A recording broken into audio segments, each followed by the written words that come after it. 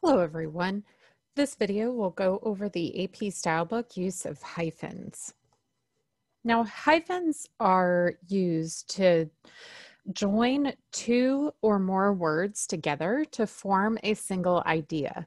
Don't confuse those with N dash or M dash, which are meant to denote abrupt changes, cause the reader to stop or pause for a long time, or to set things apart. So think dash is to set something apart, while hyphens are to join. Hyphens are the shortest of the lines, so that's another way for you to think about them. Now, hyphens are meant to denote when words are connected or joined to create a new single idea from two or more words. So when you're talking about a mother-in-law, that would be a mother who practices law. But a mother-in-law with hyphens in between is a single thought. It's a new idea meant to denote the mother that you gained when you married your spouse. Now, I'll be honest, there's not a lot of standard rules for hyphens. A lot of times hyphens go by preference or policies or styles from your news organization. So AP Style kind of has a confusing set of rules that act as a general guideline, but you probably need to talk to your organization about their use of hyphens when writing copy for a particular company or organization. Now, we try to use hyphens only when we're trying to avoid confusion. So there are many words that actually need to have hyphens, but if you can take the hyphens out and have it still make sense, then the general guide is that it's okay not to use the hyphen when it makes sense to use the words without them. They're meant to aid comprehension. They're meant to help the reader understand what thoughts go together. But again, we want to avoid overuse. So here's a how to use hyphens guide. Would be a little confusing. Instead, we could rewrite it to be, here's a guide on how to use hyphens, and that actually makes a lot more sense to the reader. Now, in 2019, AP Stylebook actually changed their rules on compound modifiers, which may not seem like a big deal, but if you're a professional writer, it really changed a lot of the standards of writing. And you can see from some of the tweets, most of which are funny or humorous, that it did not go over well when AP Style actually made this change. So if you have either the 2019 or the 2020 version, they'll talk about this being a new update for the style book. And they actually, after releasing the new rules in January of 2019, they went back in March of 2019 and revised them again because the outcry was so much about these compound modifiers. So these rules actually reflect the updates that were provided after the original change. So these are the latest up-to-date rules on compound modifier hyphens for AP Stylebook. Now, we want to use a hyphen if it's needed to make the meaning clear and avoid unintended meanings. So we would use hyphens for things like small business owner, because if we take out the hyphen between small and business, we could be referring to the business owner's size, that they are small, rather than the size of the business. And so that allows us to be very clear with the reader what that modifier is meant to modify. Is it meant to modify the word business, or is it meant to modify the word owner? Same with French-speaking people. We could be talking about speaking people who speak. And so therefore we say French-speaking people to denote that French is modifying the word speaking. Now, others compound modifiers are really recognized as one word and therefore do not need a hyphen. For instance, email used to be modified because The E was meant to denote electronic. The male was meant to denote male. And so it became such a commonly used word and understood word that we finally took out the hyphen for email, and email lost its hyphen, which I don't know if an email is actually said about that or not, but it shows that it has been commonly used. Chocolate chip cookie is now recognized as a very commonly used phrase. And so we wouldn't be referring to a chip cookie, but rather a chocolate chip cookie. Climate change has now been considered a popular use word because it is pretty widely known by the general public now. And so therefore we don't say a climate hyphen change report like we used to. Instead, we say a climate change report. One that always used to irk me is nonverbal communication. Because I study nonverbals, you don't put a hyphen between non and verbal is commonly used. So modifiers of 3 or more words, you're going to want to generally use a hyphen. Now again, this is not always true, but it's a good general rule. So know-it-all attitude, because know-it-all is a use of a modifier of the attitude, and it's 3 words or longer.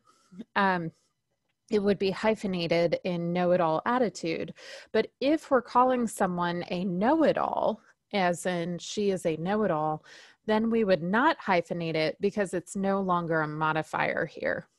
Black and white photography, black and white would be hyphenated because it is a modifier of 3 or more words.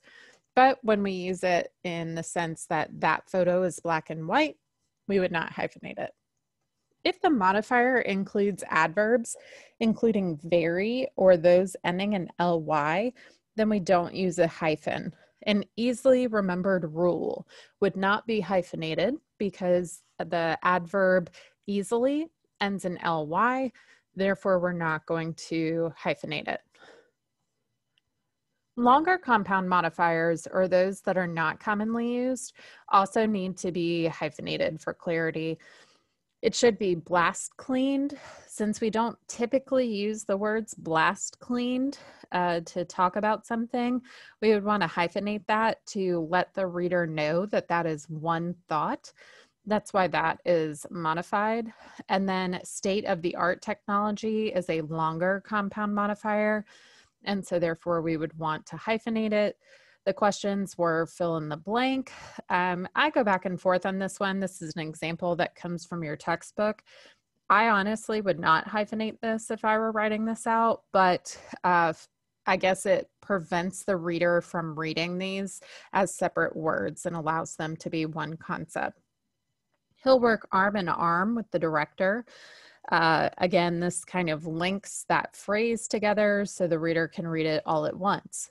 But it's important that we recognize that we want to avoid nonsensical words, because what you're saying with a hyphen is that those 2 words are being connected. So if you're really making nonsensical words like non-life through a hyphen, that we wouldn't ever say the word non-life. And so you would say non-life threatening instead. So compound modifiers, the general rule after all of the changes in 2019 is that what is the most clear and logical use of the phrase is the one that we go with. So if it is more clear with hyphens, then we want to use it. If there were any question of the use or intent of the word, hyphenated or not, we need to go with the one that is most clear and logical.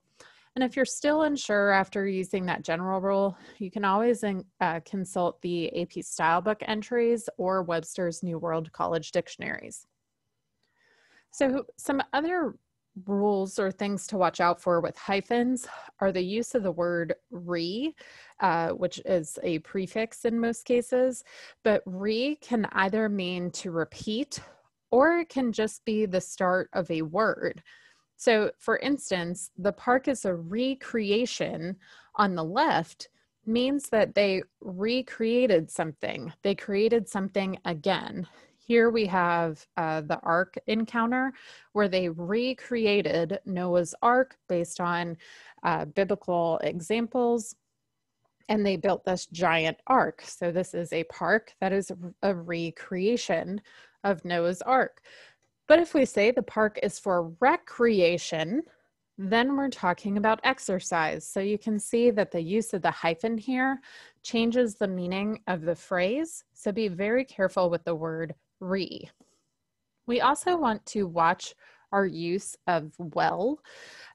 We should only use well as a hyphenate when it's used in combinations before a noun, such as well-known judge. But if we said the judge is well known, then the combination does not come before the noun, and we would not hyphenate it. Compound verbs are those when you're trying to combine two verbs rather.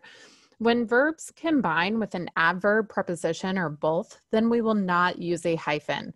So back up the car, back would be the verb, up would be the preposition.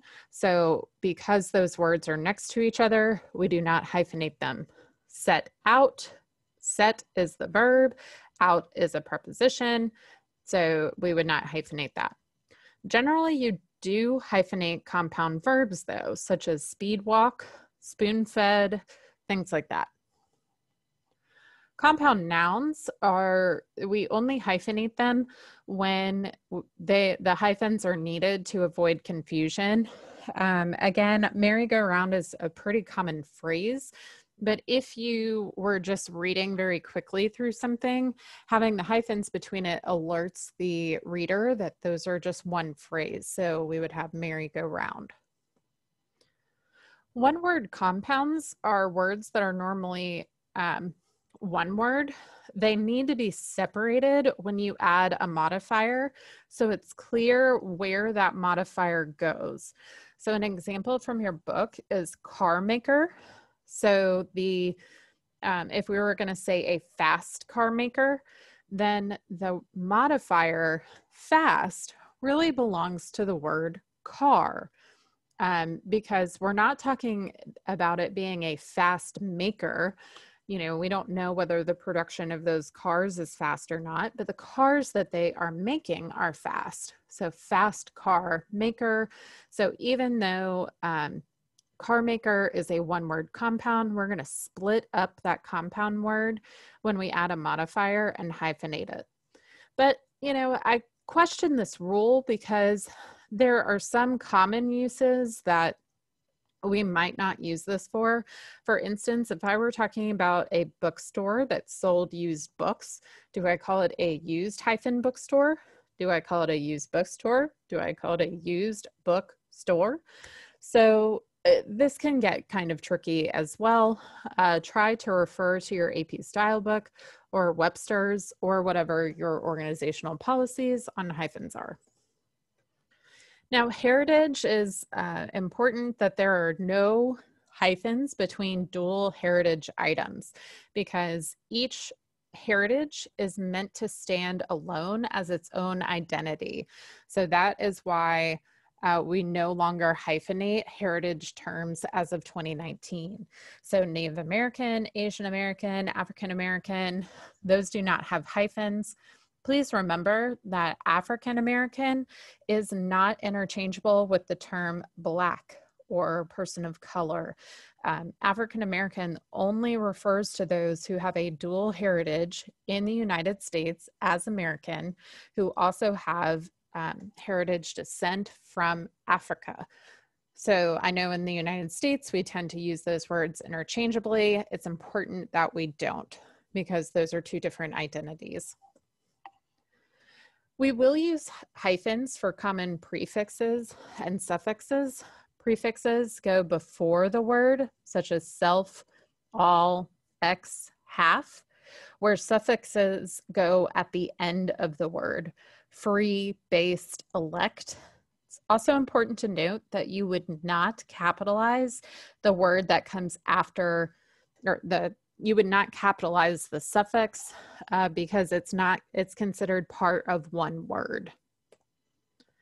You want to avoid duplicated vowels or tripled consonants as much as possible. So anti-intellectual, we have two I's that are right next to each other. We would prefer to rewrite this so that you don't have those vowels duplicated. And then shell-like actually has three L's all next to each other. It's a triple consonant. And so again, we would prefer to rewrite that. If you have a double E combination, do not give it a hyphen. So preemptive, re-elected. Multiple compound modifiers, if they can be easily recognized without hyphens, use only to link the last element. So department store based is actually one modifier, but we can understand what a department store is without linking it. So we're going to not hyphenate department store, but store and based don't make sense without that hyphen. And so we would place it there. Same with vice president. We know that as a term, but managed needs to modify vice president. So here we're linking the back end of those three elements because the front part makes sense by itself, but the back end does not make sense by itself. So again, rephrasing is probably best for most of these to avoid confusion. Suspensive hyphenation are those that use the hyphen to denote that a compound modifier or a noun shares a common word. If those compound modifiers are nouns that share a word or joined by the words and or, you're going to use suspended hyphenations such as 10, 15, or 20-minute intervals. But remember, we're only doing this for those that modify or share a common word. So if I were to say the intervals were 10, 15, or 20 minutes, then we're not hyphenating because they don't share a modified noun because there is no word after minutes. Now, if the compound modifiers or nouns that share a common word are joined by the words to or by, you're going to connect them with hyphens. So 8 by 12 inch pan would all be hyphenated. Meanwhile, the pan is 8 by 12 inches, does not include hyphens because they don't have a shared word on the end. So are all of those hyphen rules clear as mud? Yeah, you're not alone. Hyphens are a confusing and very hotly debated grammar skill within AP Style and other forms of writing. So again, try to defer to the preferences of your news organization. I'm not going to focus a lot on hyphens within our AP homework or AP exams outside of the general rules of practice that you probably need to know. So make sure you do your AP hyphen homework. That's going to be due on Friday at midnight. Then you'll read the first part of chapter 11 on interviewing and review the peer interview story assignment, the first part of which we'll introduce next week.